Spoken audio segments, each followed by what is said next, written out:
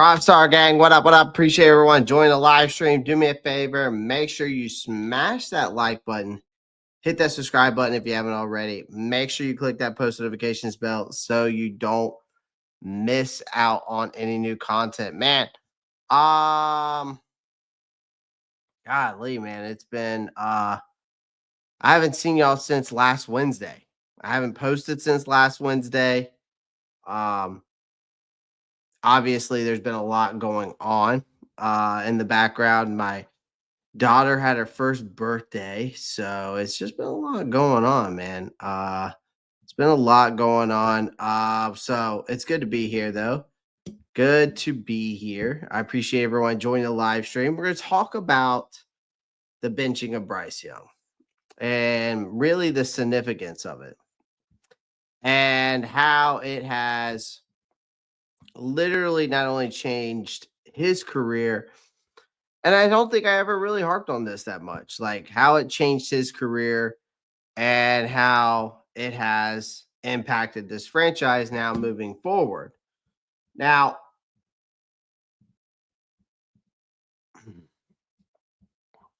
it's interesting because, I mean, we got to take a lot of context into this topic today, right? As you can see, the title says benching Bryce Young, the move that saved his career and revived the Carolina Panthers. Now, so the thing is, congratulations on her first. Appreciate that, man. I appreciate that, Eric. How do you get the Panthers symbol on that? You have to become a member, Panthers gal. You have to become a member to get the cool emojis. All right. So become a member. There's more stuff coming this offseason, man. I just got a lot going on. And Eric Blair is a member, so he supports. There's going to be more things than just emojis right now for my members. I promise you that. It's just taking me some time to get some stuff going on in the background. So, yeah, become a member today. It's cheap. It's cheaper than a bag of, I mean, it's like buying a pack of chewing gum a month. That's how cheap it is. So, if that. So if you want to support the channel for sure, become a member today. We also have stepped up in the mic situation. I just got to get a new mic stand for this one. I want to get back to bringing this over to here instead of having this standing straight up. But anyways, so let's get right into this, man. Benching Bryce Young, career saved, franchise rejuvenated, whatever you want. It saved his career, revived the Panthers. Eric Berlaire, I appreciate you, man. Join our crew. Yeah, for sure. Join our crew. Join the crew. Welcome in. Welcome in. More the merrier. We're already at 5,700 subscribers, by the way, ladies and gentlemen. So shout out to you guys. All right, 5,700 subscribers. Again, we're on the road to 10K, man. I want to be at 10K by next season. I want to be at 10K. I think we could easily, reach 6K by next season. But I really want to hit a milestone of 10K by next season of subscribers. That would be huge. That would be huge. So, again, shout out to everybody joining the live stream. Again, do me a favor, like, subscribe. Feel free to get in the comments. All right. And again, these three things right here, make sure you pound the like button, subscribe, click that post notifications bell. Goes a long way. All right. So, dang, Panthers gal with the new membership. I appreciate you. Man. I guess Eric Blair sold you on that, Panther gal.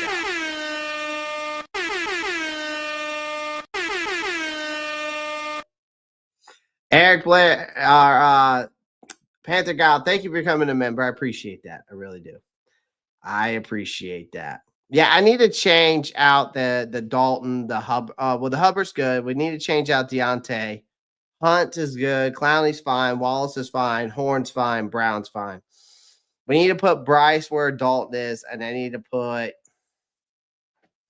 We either put Coker, or we put Thielen, or we put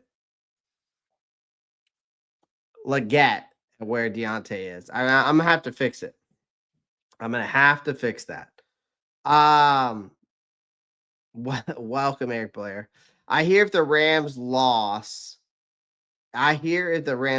gets the Panthers a better second round pick. It does. It does. I appreciate you, Eric Blair. I appreciate you. You kind of sold her on that, I think. I hear if the Rams lost, the Panthers get a second. They do. They do get a better second round pick. So, yeah, guys, keep the comments coming. Love to hear your thoughts as we go throughout this. But let's get into this Bryce Young thing, because this has been something that's been daunting on my mind to talk about with you guys. Because you got to think about it this way: when the Carolina Panthers secured Bryce Young, right? When they secured Bryce Young for that number 1 overall pick in that 2020 in that 2023 draft, right? We thought that when you look at this kid from a generational standpoint, when you look at him from an overall standpoint in Alabama, you thought I was just trying to help out, no problem. No, seriously, appreciate that, Eric. The more the merrier, sharing the live, doing those types of things, getting people to become members, it's a big help to the channel. You don't understand. So again, where's my emojis? Panthers go. They're right here. When you click on the smiley face, okay, right in the public chat, you should be able to see the Ropp star emojis. Okay. There you go. There you go. I need to change them out, those Panthers gal. This was like, I didn't put those in until Deontay, or until really when Dalton was the starter and he went off that Raiders game. That's when I fixed him. All right, so back to the benching of Bryce Young, right? When you think about it this way, again, the Carolina Panthers, you secure Bryce Young with the number 1 overall pick in that 2023 draft. And they believed that they had their franchise quarterback, this transformative talent who could redefine this team's fortunes for years to come, right? And you look at Bryce Young's success at Alabama. You crown him as this Heisman Trophy winning quarterback. You paint that picture of a generational talent. But the harsh realities of the NFL soon collide with those lofty expectations. From the road to college dominance to the professional competence. From the road of college dominance to the professional competence proved to be a major challenge for Bryce Young. And we saw that by week 2 of this past season. We saw that after week 2 of this past season. Okay.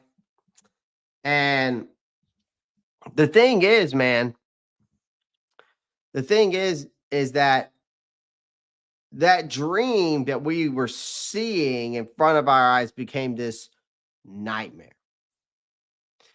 And the early performances were so alarming, underwhelming, and his mechanics were inconsistent. His decision making was flawed. His confidence appeared to deteriorate with each passing week we were watching it from the beginning of the season. And critics, they pounced all over this, ladies and gentlemen. Whimpers of doubt emerged, even among those closest to the organization. They were coming to the decision that could ultimately have reshaped not only Bryce Young's career, but also our future as an organization. And you've got first-year head coach Dave Canales, who makes this bold move, and that's why I said it was a gamble, and that's why in the thumbnail I have a gamble. I think, right? It was a gamble move. Yeah, Panthers bold gamble move, right? And it was a bold gamble move. Because you have a first-year head coach in Dave Canales who made that bold move to bench him. He made that call just after 2 games and was widely condemned at that point in time, but has since been recognized as a master, like almost like a Jedi master. He was like, it was like, young Padawan, sit your ass down. You're not ready for Darth Vader, right? And I'm just throwing up. I don't know if anybody's a Star Wars fans in here, but it was a calculated gamble that saved Bryce Young's career. And you think about it, it set the Panthers on a new course. And that breaking point to me was when you think about Bryce Young's introduction to the NFL, because it was nothing short of catastrophic. Because the expectations for this kid were so sky high for a rookie quarterback, but the pressure of leading a struggling franchise appeared to overwhelm him. And over the first 2 weeks of this season, Young's performance was all riddled with mistakes. Now, y'all remember, you can go back and watch the film if you want to. His footwork was inconsistent. I told you guys this. His pocket awareness virtually non-existent. And his inability to make quick and accurate decisions and read led to the most of his turnovers.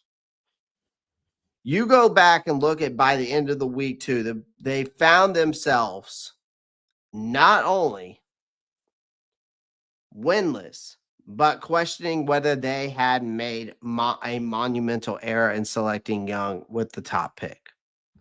Now, the backlash was swift, swerve, abundance of fans, and even some people within the Panthers organization labeled Bryce Young as a bust. As a bust. And you cannot deny the fact that he was called that. Plenty of people called him that, right? Plenty of people called him that. Plenty of fans called him that. Plenty of analysts called him that. Plenty of news reporters called him, sports reporters called him that. And when we talk about this, right, there was trade rumors engaging. There was this narrative that shifted from hope to regret. The noise was deafening, I felt like, because one voice refused to waver, head coach Dave Canales, known for his player development acumen. Canales recognized that Young was a critical juncture in his career. Left unchecked, the damage to Young's confidence and psyche could have become irreparable.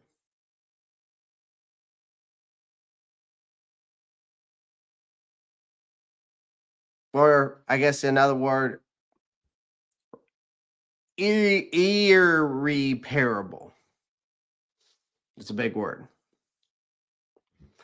But Canales made the conversational decision, right, to bench Young, opting to start veteran quarterback Andy Dalton instead of the move was seen by many as an addition or an admission, I should say, an admission of failure. It was a desperation act that could shatter the fragile confidence of Bryce Young as a quarterback. And critics were relentless. The media framed it as premature decision, while some within Young's camp viewed it as betrayal. Yet Canales, steadfast in this whole vision that was undeteriorated, he saw the benching not as a punishment for Bryce Young, but as a necessary intervention to protect Young from further harm and create a foundation for long-term success. Now, a risky but visionary strategy. Canales' decision was rooted in pragmatism. He recognized that the continuing to throw Bryce Young into the fire would only exasperate his struggles and potentially derail his career before it ever truly began. Because if you think about it, instead, Canales aimed to remove Young from the spotlight, allowing him the time and space to recalibrate, I guess you could say, both his mentally and physically.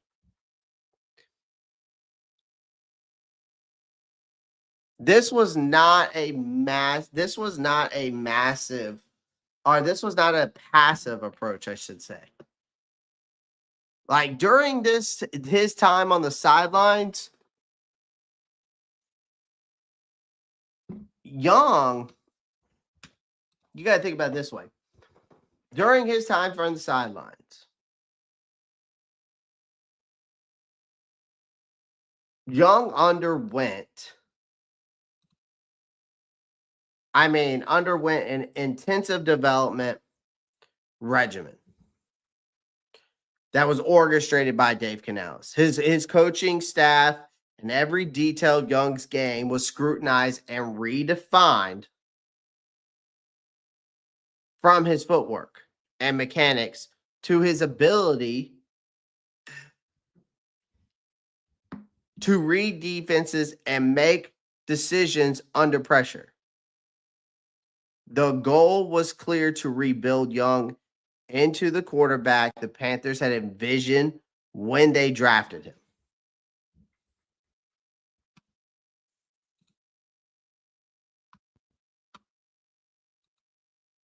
When they drafted him. That's what they were doing. Let me get to some of these comments real quick. Yo, what's good, Low Max? I appreciate you joining, man. Glad to see you're here. And I feel like when I take some time off from the stream, man, I feel like it's been like days upon end on how long it's been since the last time I've been live. But it really hasn't been that long when I checked the last time. But it's crazy. I feel like I've been gone for like days. Trying to get this color right, this color scheme right for us. It's close enough. It's close enough on the comment scheme, color scheme. What's good, Lomax? I'm not gonna lie.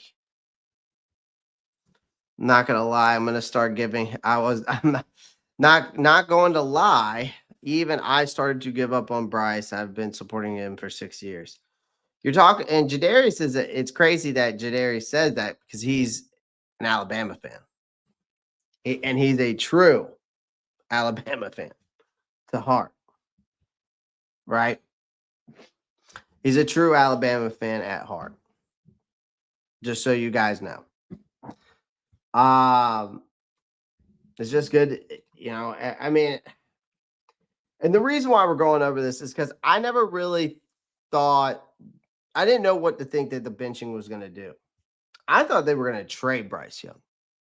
I'm not going to lie to you guys. I thought that they were going to trade Bryce Young. I really did. And but again, when when he during his time on the sidelines, you got Young, who underwent an intensive development regimen that was orchestrated by Dave Canales and that coaching staff, and every detail of Young's game was scrutinized and redefined, from his footwork and mechanics to his ability to read defenses, make decisions under pressure. The goal was clear. What's up, Antonio? To rebuild Young into the quarterback the Panthers had envisioned when they drafted. Now, I think it was a humbling experience for Bryce Young. You're watching from the sidelines as Dalton led the team, forced Young to confront his shortcomings. I'm a big believer that Bryce Young, from the very beginning, even of last year, should have been benched. And now, and honestly, this has kind of proven my point as to why. Now, Canales did it the right way, right? I mean, he emphasized accountability and reflection. Basically, what he did is he challenged Young to grow not just as a player, but as a leader. So to his credit, Young embraced the process. He poured himself into practice, devouring film, took ownership of his development. What could have been demoralizing is that the setback became instead a transformative period of growth. So the strategy wasn't without its risk. Benching a number one overall pick so early in his career came with immense scrutiny. And that Panthers decision was heavily debated by analysts and commentators, YouTubers, fans.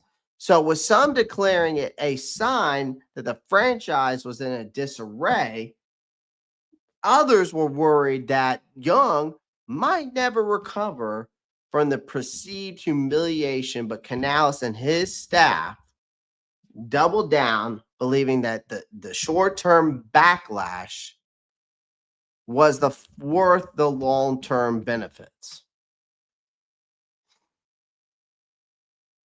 The long-term benefits. And it's like, did Bryce, when I made a video, I'm not going to lie to you guys. There was a video or a clip that came out by ESPN, one of the radio shows that covers the Carolina Panthers. I'm not sure which ESPN radio show it is, but it was scrutinizing. It wasn't scrutinizing. It was the video clip was, did Bryce Young ruin the Carolina Panthers, or did the Carolina Panthers ruin Bryce Young? In this situation now, did Bryce Young save the Carolina Panthers, or did Dave Canales save Bryce Young and the Carolina Panthers? Because if Dave Canales doesn't bench Bryce Young and continues to play him, does Bryce Young transition to what we saw in the last 10 weeks of the NFL season this year? I don't think so. I don't think so.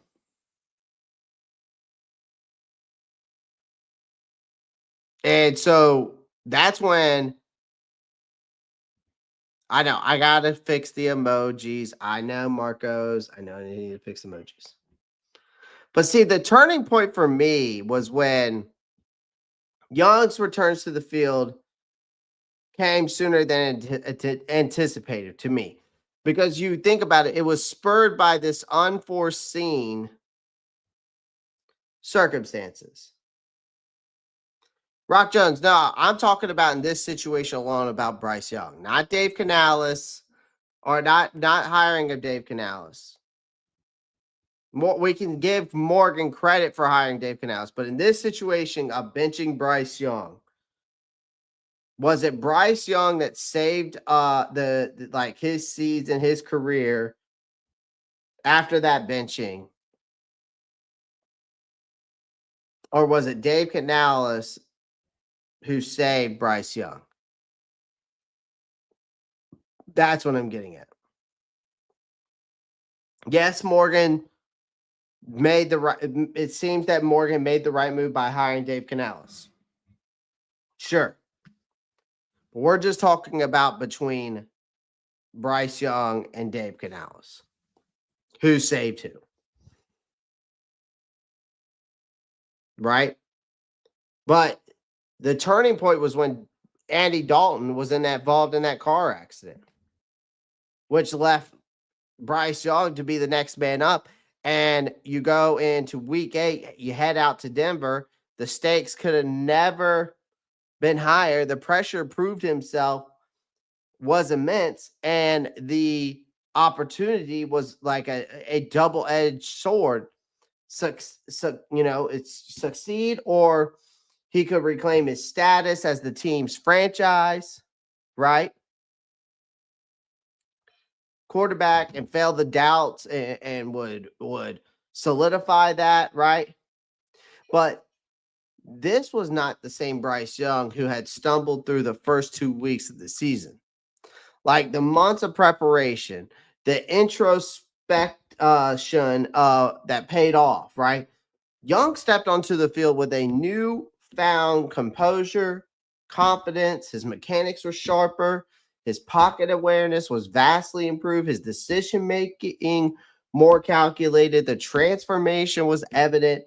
So his performances were not without flaws. The growth was undeniable over the second half of the season. Again, you go look at the last 8 games of his statistics. Young steadily built momentum. If you go look at his stats in the last 10 games of the season, right?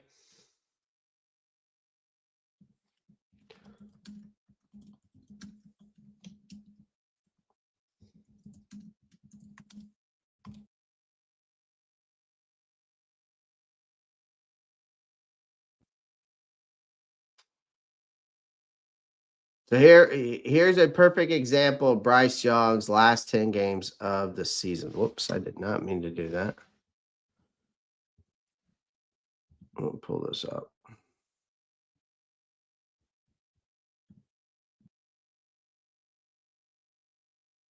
Appreciate everyone joining the live stream. Do me a favor, make sure you smash that like button, hit that subscribe button.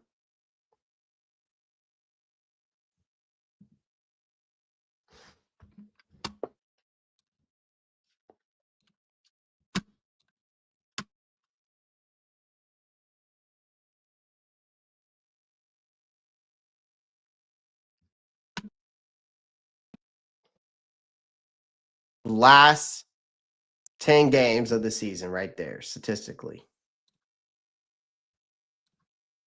Okay. Hold on, let me see if we can zoom in on that.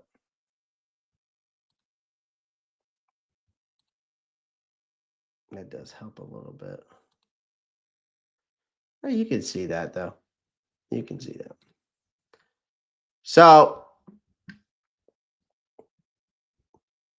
at the end of the day,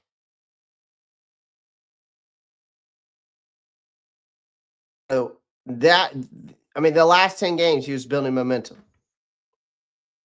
Right? He only finished with 2,400 yards on the season, but the last 10 games he threw for over 2,100 yards, 15 touchdowns, and 6 interceptions in 10 games. Okay? That's the last 10 games.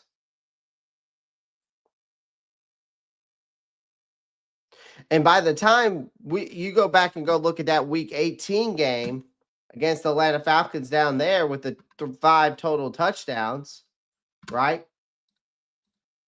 With the 5 total touchdowns, I mean, he delivered a standout performance against the Atlanta Falcons, right? You led this team with a defense, bottom tier defense in the league. You put up 44 points in an overtime victory. And again, you accounted for 5 of the team's 6 touchdowns. It was a statement game that should have silenced critics, or at least some of them, and reaffirmed Young's potential as a franchise caliber quarterback, in my opinion. Now, the stats behind the resurgence, right? You go look at advanced matrix. You look at the, with further underscore on Young's, dramatic turnaround. Okay.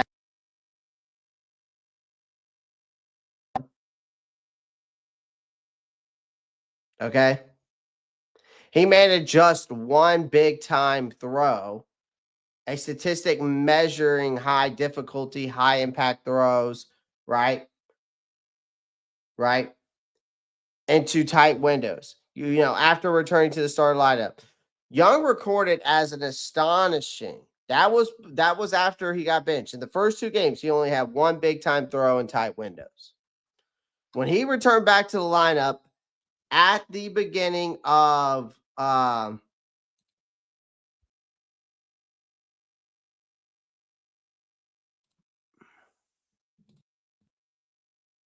at the Broncos game, okay,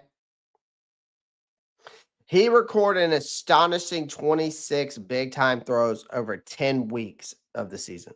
26 big time throws into tight windows in the last 10 weeks of the season. So by season's end, he ranked 7th among all NFL quarterbacks in this metric, despite just starting 12 games. Extrapolated over a full season. So Young's late season pace would have placed him among the league's elite. So these numbers, not only while they were impressive, ladies and gentlemen, they only tell part of the story. Now, Young's improvement wasn't limited to individual metrics. It was reflected in the teams overall. So the Panthers, once seen as a bottom tier team, began to compete more effectively.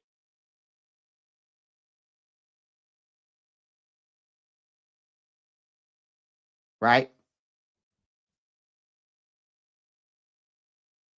So Young's improvement wasn't limited to just individual metrics. It was reflected by the team's overall performance. The Panthers, once seen as a bottom tier team, began to compete more effectively against playoff caliber opponents.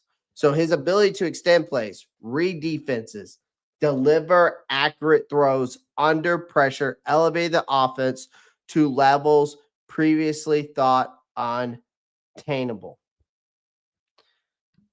A career saved, a franchise rejuvenated.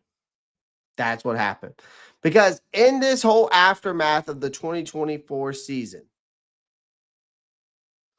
Dave Canales declared unequivocally that Bryce Young was the Panthers' quarterback of the future. The bold decision to bench Young, once wildly criticized, it was criticized by a lot of people to bench Bryce Young, now stands as a defining moment in probably our franchise history. And it could be. It was a smart move by Dave Canales, and it shows his leadership and player development. And it was a gamble that seemed to have paid off in more ways than one that I did not see really changing Bryce Young. I thought it was over. Not going to lie to you, I thought they were going to trade him by the deadline. Because there was teams that were offering us trades. But the best trade that came through was one team sent us a 3rd round pick. Whatever team that was, I'm not sure of. However, it's far from over. Right? Young's resurgence is a testament to his resilience, but the sustained success will require to continue hard work, humility, growth. Canales remains committed to fostering Young's development, while General Manager Dan Morgan is expected to bolster up this roster this offseason, add weapons, protect to support Bryce Young, right? The only thing I think they need to do on the offensive line, in my opinion, is get a center. So when I say protect, the only thing I want them to do is get a true center. I think Cade Mays is serviceable. He's done very well this year. But I want to get somebody. I don't know if Cade Mays is the future at center. He's young enough to be. I just don't know if he is. Right? The the trust between Young and Canales has become a cornerstone of teams' renewed optimism. So players, coaches alike have rallied around their young quarterback, believing that his breakout second half of this season is just the beginning. And I think so too. I think the Panthers, once viewed as a worthless organization, now has turned things around with a sense of purpose and direction, right? So this was a massive and defining decision, I think, not only for Bryce Young, but I think it was a defining decision for this organization. Like, the decision to bench Bryce Young could be remembered as a turning point for Bryce Young as the player and the Carolina Panthers organization as a whole, right? It was a moment that showcased the courage and vision of a head coach willing to make the tough calls in the name of long-term success. So if Young fulfills his potential, becomes that superstar that we envision him all to be, this chapter will be seen as the foundation of a brighter future. And for now, the Panthers head coach head into this offseason with something they haven't had in years, and that's optimism. You got to re-energize Bryce Young under center. You got a head coach who has proven his medley. You got the franchise who appears to poised to embark on this new era of stability and success, the lessons that they learned from all the bullshit. Yet the transformative season could very well serve as a blueprint for how to navigate the complexities of developing a quarterback in the unforgiving world of the NFL. The Panthers, I think, are armed with this newfound sense of identity and purpose, and I have every reason to believe that the best days lie ahead for us. That's what I truly believe in. Oh my God. This guy. I'm here to correct if it need be. Carry on. Don't mute me. Let the people speak. You're the only one that I mute, my guy, because you say stupid shit. And you don't know what you're talking about, and you don't talk to the players. You act like you do, and you don't. So stop acting like it.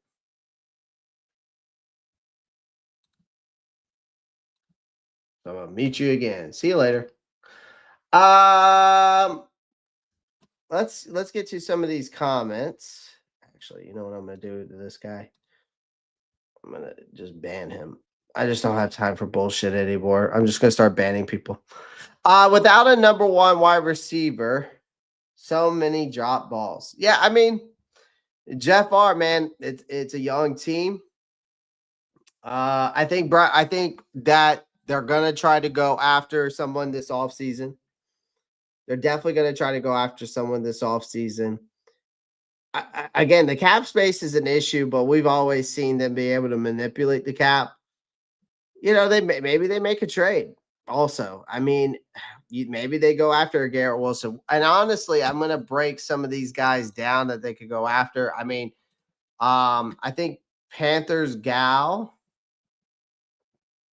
I think someone's commented that DK Metcalf has been could be someone they go after. I mean, I'm not opposed. I'm not opposed to DK Metcalf, honestly. I'm not opposed.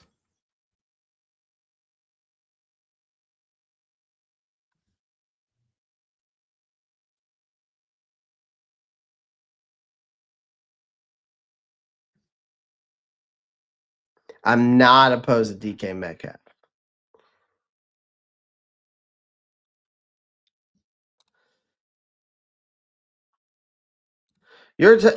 Panther Gal. There's this guy that comes in here. His last name or his username is Unbothered, and he says he talks to Chuba Hubbard and J.C. Horn all the time.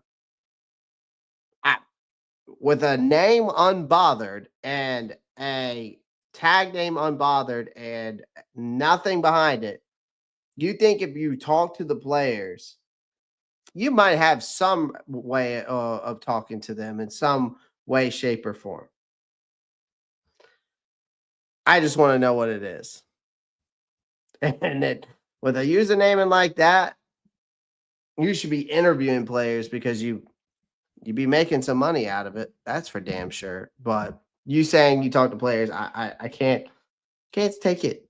There's no way, prove it. Don't give me some bullshit. Clay, it was just coming. I just want to make calls. Hey, you can do it. Hey, and he's out of here. Yeah. Yep. Simple as that, man. I just don't have time for people's bullshit.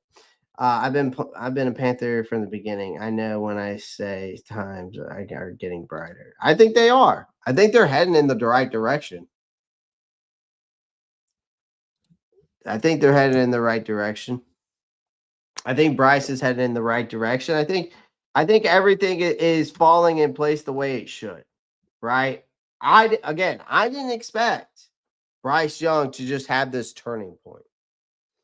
Right? I didn't expect Bryce Young to come back from the benching and just light it up for over 2,100 yards, a passer rating of basically a 90, right? And whatever it was, 88.9. So, I didn't expect any of that. I didn't expect 15 touchdowns and only 6 interceptions for when he came back. I didn't expect any of that because there were so many talks that he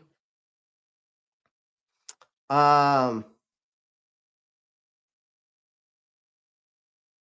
he could be traded, which would not surprise me because there was teams apparently that were reaching out to the Carolina Panthers, Rams being one of them, the Miami Dolphins to be one of them.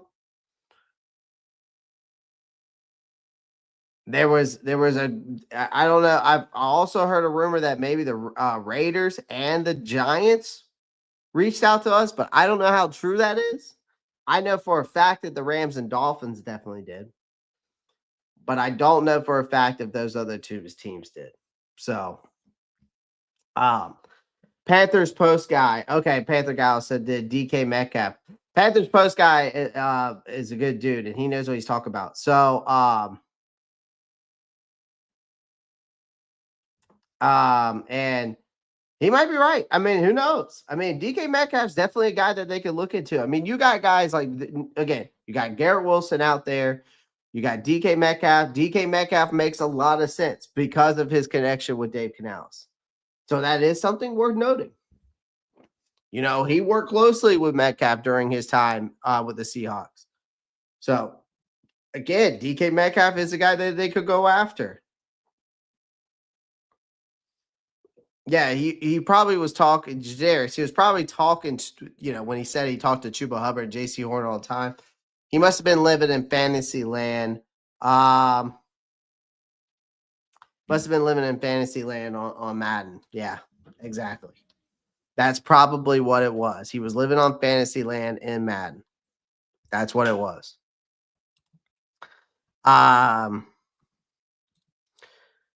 Metcalf is a stud. I mean, he'd be a nice deep threat to go along with Xavier Legette and Jalen Coker. I think both of those guys can learn a lot from a big physical runner like that. A guy who's got good hands. What's up, Robstar? Would you be opposed drafting a wide receiver if Will Johnson, Carter, and Graham are gone? I think, honestly, Vietnam, I think Carolina's best bet is if Graham and Carter are gone, you either take Nick Scorton or you take Malachi Starks out of Georgia, the safety, and then you get your edge rusher in your second. You can work the rest of the draft, and if you don't make a trade in the first round, fine. But I still think there's going to be a team willing to trade up. I think there's always a team that's willing to trade up. I think 8 is a good spot for Carolina to go and look at possibly trading back.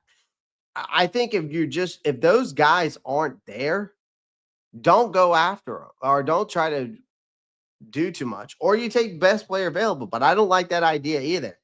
Like, I think Mason Graham and Carter are the must two guys you go after. As much as I think Mason Graham's better fit for a 4-3 defense than a 3-4, because I think Carter's a better player for the 3-4 defense because of the versatility he brings off the edge and on the outside.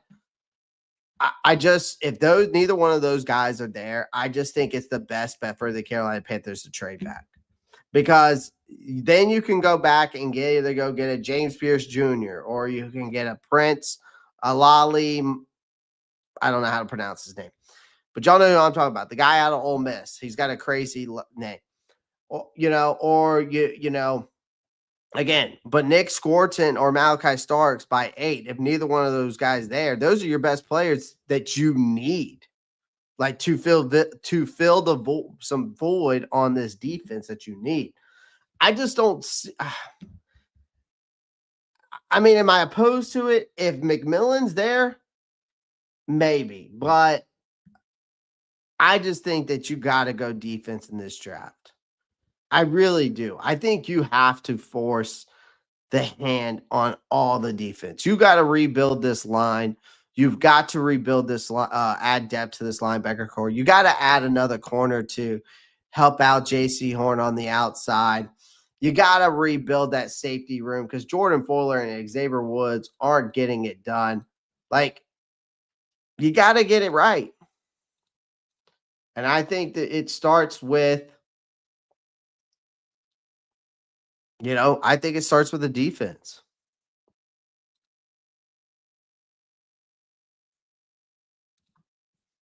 So,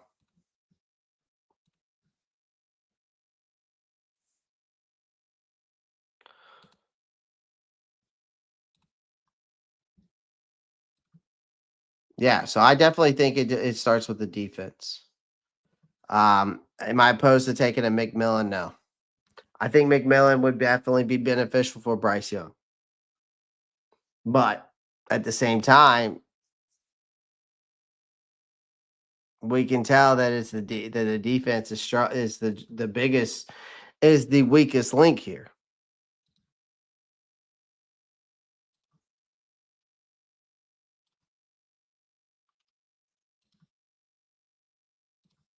You think we can get a wide receiver in the first round by trading back to get a second from a team, and we will have a first round pick and 2 second round picks?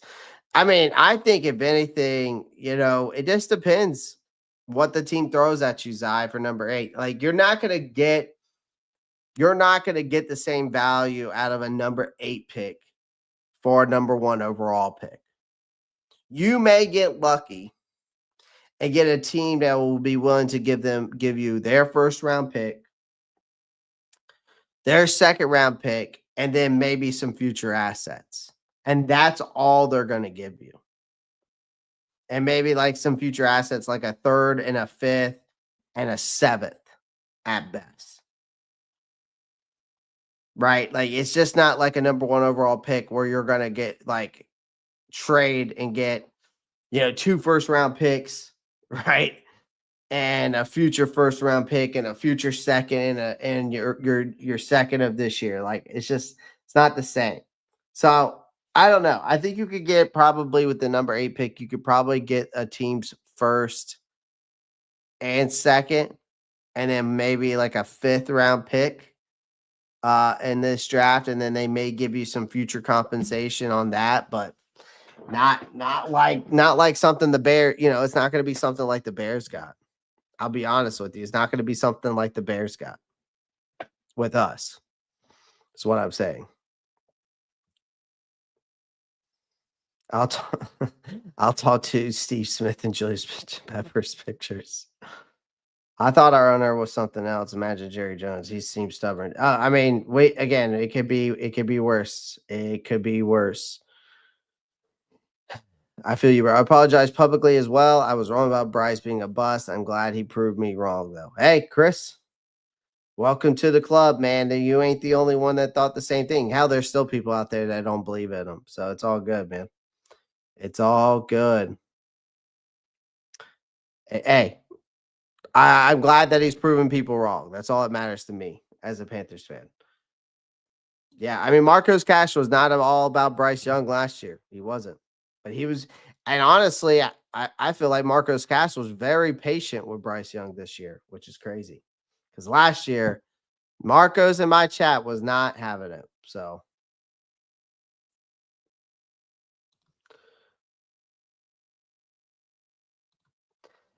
Earl, I've been a Panthers fan since I came out of my mother's womb. I just was born this way. Unfortunately, I mean, fortunately, but also unfortunately. It's mixed feelings. It's a love-hate relationship. Honestly. Just want us to start winning and being more competitive. You know what I mean?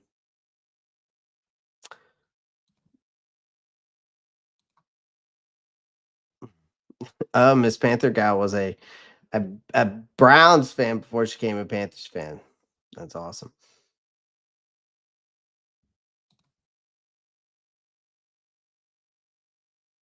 Yeah, I mean, for sure. Jadarius is correct on that.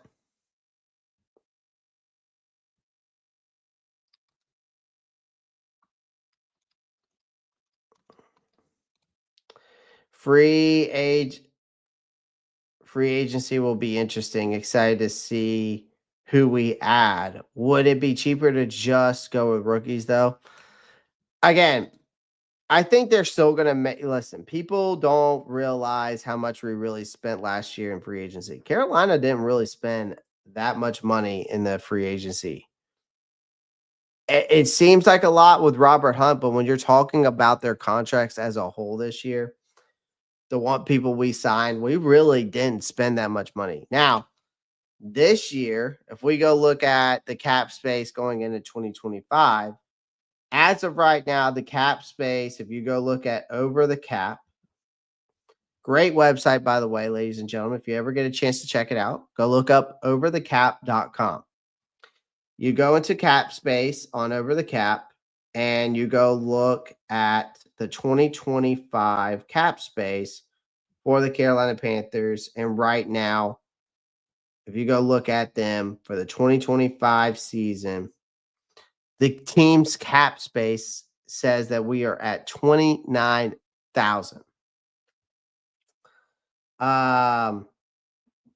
And with which we're barely eating any dead cap. We're only eating $2 million in dead cap. Okay. So 29, that's 29,000 unused dollars. People don't realize that, yes, you only have $29,000. But if you sign a guy, let's say for 4 years, I don't know, 20 million, you're only paying him the first in 2025, $5 million. Out of that 29 million for the 2025 season. You know? So it doesn't make any sense. Or some people don't understand it, which is okay. Ropp, draft tonight, Clay. Now, we're going to do a mock draft on probably do another mock draft on Wednesday. I think we're going to make Wednesday mock draft Wednesday up until the draft. We'll do like a full breakdown like we did the last time. But we'll do one on Wednesday. It was temporary 49ers fans when I was getting irritated with the Browns because of my family. That's why they hired Brant Tillis. Exactly, Eric. Exactly. So again, man, like people don't realize that like just because you only have 29 million in cap doesn't mean that you can't afford to sign guys. Like if you sign a guy for 4 years, 20 million, you're only paying them 5 million that year, right? Whatever it is. I'm just using that as an example. That's not exactly how it works, right? There's a little bit more involved in that. But that's what it's nothing crazy. I was NFL purgatory before becoming a Panthers fan. I was a fan of any good team at one time. Jadarius became a bandwagoner, is what he's saying.